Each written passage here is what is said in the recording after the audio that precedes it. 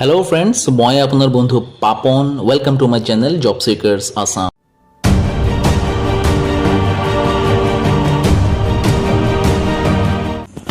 বন্ধুসকল, HRMS পোৰ্টেলত শিক্ষকসকলৰ single ট্ৰান্সফাৰৰ আবেদন চলি আছে। সো মই মোৰ চেনেলত কেইমাহ আগতে বা কেইদিনমান আগতে সপ্তাহমান আগতে কেইটামান ভিডিঅ' আপলোড কৰিছিলোঁ বিভিন্ন গ্ৰাউণ্ডৰ বাবে চাৰ্টিফিকেটৰ কাৰণে আপুনি কেনেকৈ এপ্লাই কৰিব পাৰে, কেনেকৈ এপ্লিকেশ্যন লিখিব লাগে। সো এপ্লিকেশ্যনৰ মই বহুতো ভিডিঅ' আপলোড কৰি ৰাখিছোঁ। সো তেতিয়া বহুতে মোক কমেণ্ট কৰিছিলে, মোৰ ৰিকুৱেষ্ট কৰিছিলে যে সেফটি এণ্ড সিকিউৰিটি চাৰ্টিফিকেটৰ বাবে এপ্লিকেশ্যন কেনেকৈ লিখিব পাৰি, ডিচিক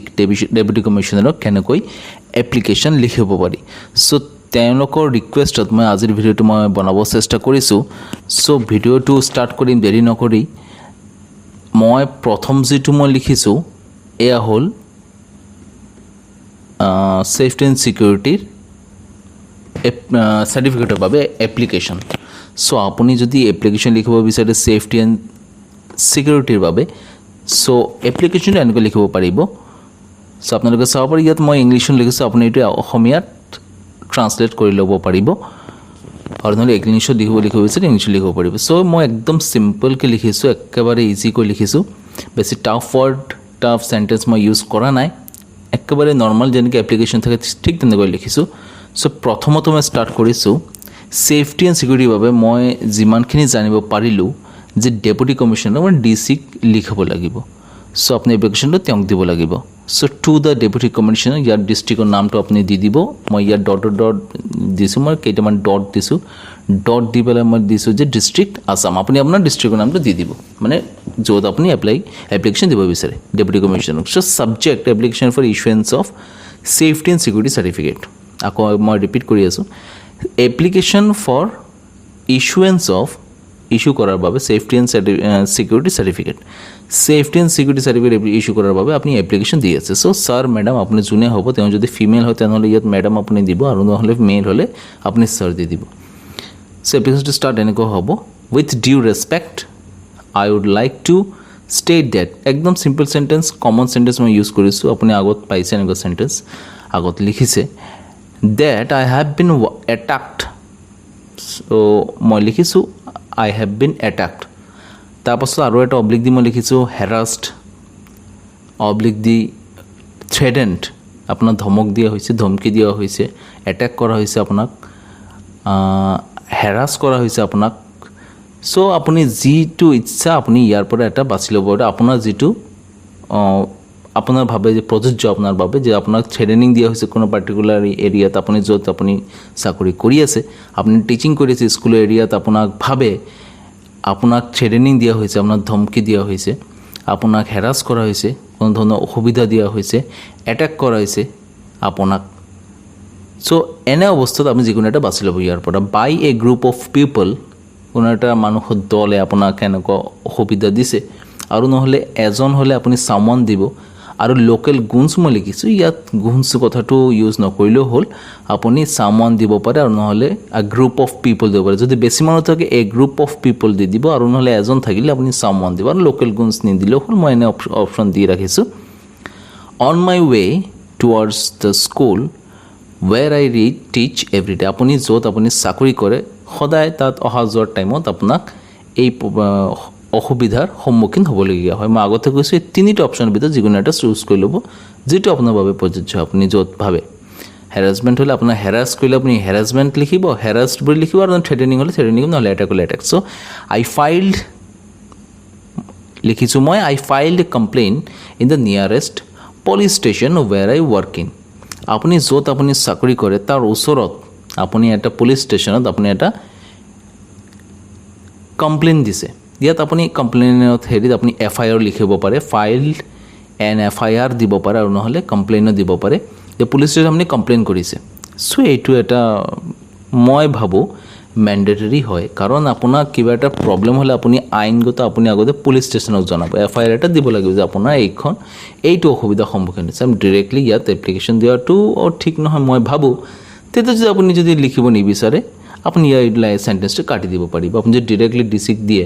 ভাবক আপুনি কোনো কমপ্লেইন দিয়াই নাই, আপুনি ডাইৰেক্টলি ডিচিক এপ্লিকেশ্যন দিব। সো আপুনি এই সেন্টেন্সটো আপুনি কাটি দিব যে আপুনি FIR দিছে, আৰু নহলে এইটো আপুনি সেন্টেন্সটো ৰাখিব so I still feel very insecure as those people taunt at me every day so আপুনি ইনসিকিউৰ ফিল কৰে আনসেফ ফিল কৰে তাতে আপুনি টিচিং কৰিবলৈ যাওঁতে কাৰণ আপোনাৰ সদায় সেই মানুহবিলাক আপোনাক এতিয়াও টন্ট কৰি আছে টন্ট মানে হলো আমি সকলোৱে জানো যে টন্টিং কৰা বুলি বহুতে কয় মানে কেতিয়াবা আমি ঝুকাই নহয় মানুহে ৰাস্তা দি গৈ থাকিলে কিবা এটা কৈ দিয়ে নেগলেক্ট কৰাৰ কাৰণে ইনসাল্ট কৰাৰ কাৰণে কিবা এটা কয় সো ইয়াক টন্ট বুলি কোৱা হয় আপুনি টন্ট কৰিছে ঠিক আছে it is very unsafe for women to work in that area আৰু মই ওমেনৰ ক্ষেত্ৰত ইয়াত এইটো সেন্টেন্স প্ৰযোজ্য হ'ব আৰু নহ'লে যদি আপুনি মেল হয় আপুনি ওমেনটো ইয়াত পুৰা সেন্টেন্সটো কাটি দিব দিয়া দৰকাৰ নাই it is very unsafe for women আপুনি যদি ওমেন হয় মহিলা হয় তেনেহ'লে এইটো সেন্টেন্সটো দি দিব it is very unsafe for women to work in that এইটো এৰিয়াত এইটো এলেকাত মহিলাসকলৰ কাৰণে কাম কৰা বহুত আনসেফ হয় বহুত অসুবিধা হয় ঠিক আছে এইটো আৰু নহ'লে যদি আপুনি মেল হয় তেনেহ'লে আপুনি এইটো ৰাখিব পাৰিব এই সেন্টেন্সটো it is very unsafe to work in that area ওমেনটো কাটি দিব ৱাৰ্ক ইন দ্যাট এৰিয়া দিলেও হ'ল চ' অলপ মই গৈ যাম এতিয়া ওপৰলৈ উঠোৱা দেয়াৰ ফৰ সেইটো কাৰণে আপুনি I humbly request you to be kind enough to grant my application আপুনি ৰিকুৱেষ্ট কৰিছে এপ্লিকেশ্যন গ্ৰাণ্ট কৰাৰ কাৰণে and issue me a safety security certificate আপোনাক তেওঁ যাতে ছেফটি এণ্ড ছিকিউৰিটি চাৰ্টিফিকেট আপোনাক ইছ্যু কৰি দিয়ে so' that I can apply for single transfer to a place to a safe place আপুনি এটা ছেফ প্লেচত আপুনি ছিংগল ট্ৰান্সফাৰ বিচাৰে থেংকিং ইউ এ ফটোকপি ইয়াত মই মেনশ্যন কৰিছোঁ a photocopy of the FIR filed by me dot this মই কেইটামান police station is attached herewith মানে আপুনি যে FIR দিছিলে ইয়াত মেনশ্যন কৰিছে অলপ আগত ইয়াৰ এটা কপি FIR সদায় এটা কপি পুলিচ ষ্টেচনৰ পৰা দিয়ে সেইটো আপুনি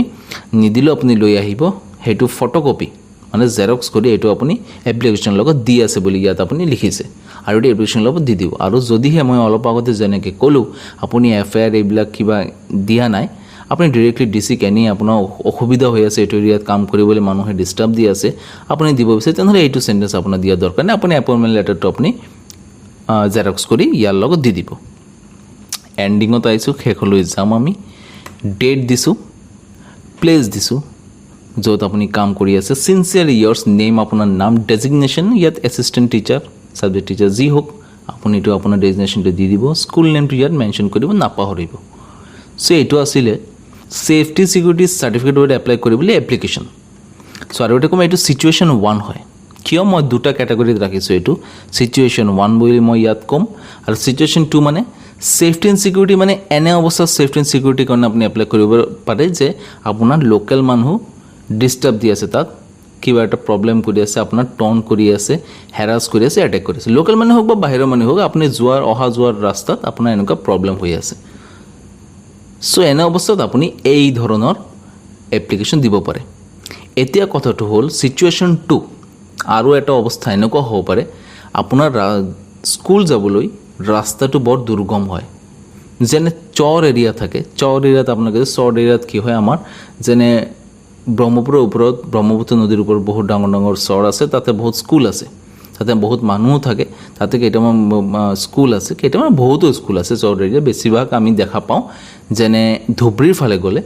ধুবুৰী ডিষ্ট্ৰিক্টৰ সেইপিনে গ'লে যেনে মানকা চৰ চুকচৰ তাতে বহুতো ধৰণৰ চৰ আছে আৰু এইপিনে মাজুলীৰ সেইপিনেও বহুত চৰ আছে সেইপিনে মই এনেকুৱা পাইছোঁ যে আপোনালোকে নিশ্চয় জানে যে চৰ এৰিয়াত বহুতো টিচাৰে আমাৰ জব কৰি আছে চ' মহিলাসকলেও কৰি আছে পুৰুষ টিচাৰসকলেও শিক্ষকসকলক জব কৰি আছে চ' এনে অৱস্থাত তাতে চৰত যাওঁতে আপোনাৰ বোট বা লঞ্চ বুলি কয় এইবিলাক সৰু সৰু থাকে কেইটামান নৌকাবোৰ থাকে না নাওবিলাক এইবিলাক লৈ যাব লাগে চ' এইটো বহুত আনছেফ হয় বহুতো দুৰ্ঘটনা হয় চ' এনে অৱস্থাত আপুনি ডিচিক কেনেকৈ এপ্লিকেশ্যন লিখিব পাৰে যে আপোনাৰ অহা যোৱা ৰাস্তাটো বহুত দুৰ্গম আপোনাৰ যাবলগীয়া বহুত অসুবিধাৰ সন্মুখীন হ'বলগীয়া হয় চ' এনে অৱস্থাত এইটো মই ছিটুৱেশ্যন 2 বুলি ক'ম চ' ছিটুৱেশ্যন 2ত আপোনাৰ অলপ চেঞ্জ হ'ব চ' এইটো কাৰণে মই এটা এপ্লিকেশ্যন বনাই ৰাখিছোঁ চ' আপোনালোকে চাব পাৰে ইয়াত এপ্লিকেশ্যন মই লিখিছোঁ টু দ্য ডেপুটি কমিশ্যনাৰ আগৰ নিচিনা এইটো ছেইম ৰাখিছোঁ যিহেতু ডিচিক হ'ব to the deputy commissioner district আপুনি ডিষ্ট্ৰিক্টটোৰ নাম মেনশ্যন কৰিব ইয়াত আসাম বুলি লিখিব subject application for issuance of safety and security certificate same লিখিছোঁ মই ছাবজেক্টটো সদায় ছেমেই হ'ব অলপ ওপৰলৈ উঠাম ইয়াত ছাৰ মেডাম মই অলপ আগতে কৈছোঁ যদি তেওঁ লেডি হয় ইয়াত মেডাম ৰাখিব আৰু যদি তেওঁ জেণ্টছ হয় যদি মেল হয় তেনে আপুনি ইয়াত ছাৰ ৰাখিব উইথ ডিউ ৰেচপেক্ট মই আগতে যেনেকৈ ক'লোঁ চিম্পল ৰাখিছোঁ একেবাৰে কমন চেণ্টেঞ্চ ইউজ কৰিছোঁ যিটো সদায় এপ্লিকেশ্যন লিখিবলৈ মানুহে ইউজ কৰে I would like to state that ইয়াত অলপমান চেঞ্জ কৰিছোঁ আগৰ নিচিনা ৰখা নাই মই I would like to state that I have been working in this school আপুনি এইটো স্কুলত মন কৰিব I have been working in dot school কেইটামান ডট দিছোঁ এই ডটবিলাকত আপুনি আপোনাৰ স্কুলৰ নাম লিখিব অফ ডট ক্লাষ্টাৰৰ নামটো মেনশ্যন কৰিব ডট আণ্ডাৰ এডুকেশ্যন ব্লক আপুনি কোন এডুকেশ্যন ব্লকৰ ইয়াত ডট নালাগে ইয়াত এটা মিষ্টেক হ'ল ক্লাষ্টাৰৰ পিছত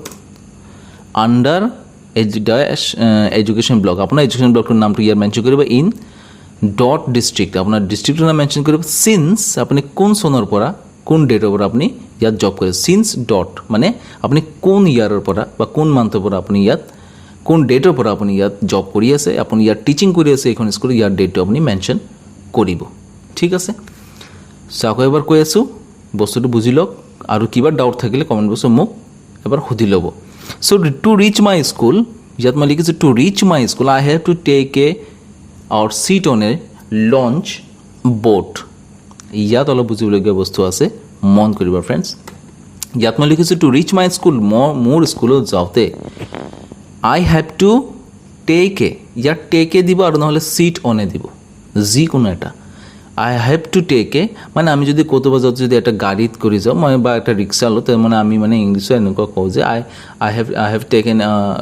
ৰিক্স I have taken a car I to এনেকুৱা মানে গাড়ী লৈ গৈছোঁ এইটো আৰু বুজায় আৰু চ' আপুনি টেকেও দিব পাৰে নহ'লে চিট অনে মানে আপুনি বহি যাব ক'ত লঞ্চ চ' মই এটা কথা মই কৈ দিওঁ যোনে যোনে চৰ এৰিয়াত জব কৰি আছে চাকৰি কৰি আছে তেওঁলোকৰ বাবে এইটো নতুন নহয় লঞ্চ তেওঁলোকে জানে লঞ্চত আপ ডাউন কৰিবলগীয়া হয় তাত স্কুলত যাওঁতে লঞ্চ আৰু সৰু সৰু বোট থাকে এইবিলাকত কৰি স্কুলত যাবলগীয়া হয় ডেইলি চ' এনে অৱস্থাত কি হয় স্কুলত যাওঁতে কেতিয়াবা জোৱাৰ ভাটা বুলি আমি জানো যে জোৱাৰৰ সময়ত মানে যেতিয়া টাইড আহে পানী বাঢ়ি যায় নদীত তেতিয়া কি হয় বহুত ডেঞ্জাৰাছ হৈ যায় নদীৰ লেভেল যেতিয়া পানী লেভেল বাঢ়ি যায় তেতিয়া বহুত এক্সিডেণ্ট হৈ থাকে গোটেই বছৰ বহুত মানে এনেকৈ এক্সিডেণ্টৰ খবৰ আমি পাওঁ যে লঞ্চবিলাক এক্সিডেণ্ট হয় লঞ্চ ভাঙি যায় আৰু নহ'লে এনেই অলপ কেপচাইড ডাউন হৈ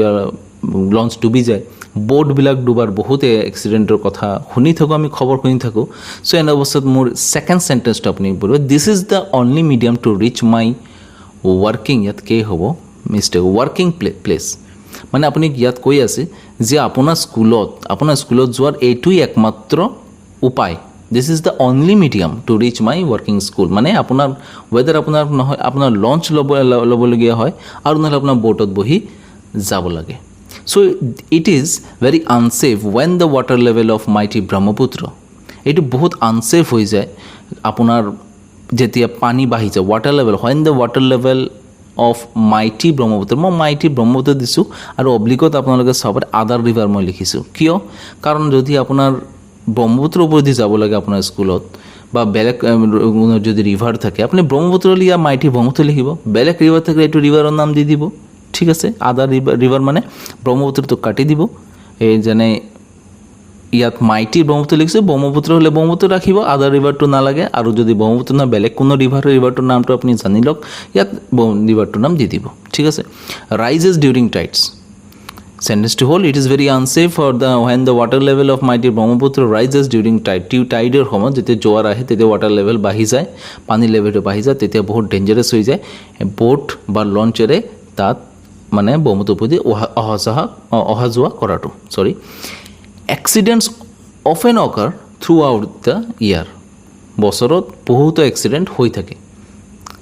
এনে অৱস্থাত কি হয়, therefore I humbly request you to be kind enough to grant my application and issue me a safety security certificate so that I can apply for single transfer to a safe place. So সেইভাবে আপুনি request কৰি আছে যে আপোনাৰ এটা safety security certificate issue কৰি দিবলৈ, যাতে আপুনি ছিংগল ট্ৰান্সফাৰৰ বাবে এপ্লাই কৰিব পাৰে এটা ছেফ এটা প্লেছত আপুনি য'ত আপুনি ইজিলি যাব পাৰে। চ' এটা কথা মই কৈ দিওঁ, ইয়াত মই বেছি এলাবৰেট কৰে, বেছি এক্সপ্লেইন কৰা নাই, যেনে থ্ৰু আউট দ্য ইয়াৰ এইটো যিটো পেৰাগ্ৰাফটো আপোনালোকে চাব, rises during the experience of an occur throughout the ইয়াত আপুনি এটা দুটা চেণ্টেঞ্চ এড কৰিব পাৰে। আই ফিল ভেৰি আনছেফ এনেকৈ দিব পাৰে। আৰু যদি মোক আপুনি যদি ভাবে আৰু এটা দুটা চেণ্টেঞ্চ এড কৰিলে ভাল হ'ব আৰু মোৰ পৰা আপুনি বিচাৰে মই এটা দুটা চেণ্টেঞ্চ ইয়াত এড কৰি দিওঁ, মোৰ কমেণ্ট বক্সত জনাব। মই তেনেহ'লে এইটো অলপ দীঘলীয়া কৰি দিম, আপোনাক কমেণ্ট বক্সতে মই জনাই দিম যে এটা কি চেণ্টেঞ্চ আপুনি এড কৰিলে ভাল হ'ব। তাতে মই লিখি দি দিম আপোনাক যে এই চেণ্টেঞ্চবিলাক আপুনি এড কৰি দিয়ক। আৰু নহ'লে আপুনি যদি ভাবে ইয়ালৈকে ঠিক আছে, এইটো এনাফ, যথেষ্ট, আৰু এড কৰিব নালাগে, ডাঙৰ কৰিব নালাগে, তেন্তে আপুনি ইয়ালৈকে লিখক। ঠিক আছে। এনেও এপ্লিকেশ্যন বেছি দীঘলীয়া কৰিলে অলপ লেন্দি হৈ যায় পঢ়িবলৈ। চ' মেইন পইণ্টটো এইটো যে ছাবজেক্টটো ঠিক আছে আৰু ইয়াত আপুনি বস্তুটো ভালকৈ এক্সপ্লেইন কৰিলে হ'ল যে এক্সিডেণ্টছ বহুত হৈ থাকে, এইটো কাৰণে আপুনি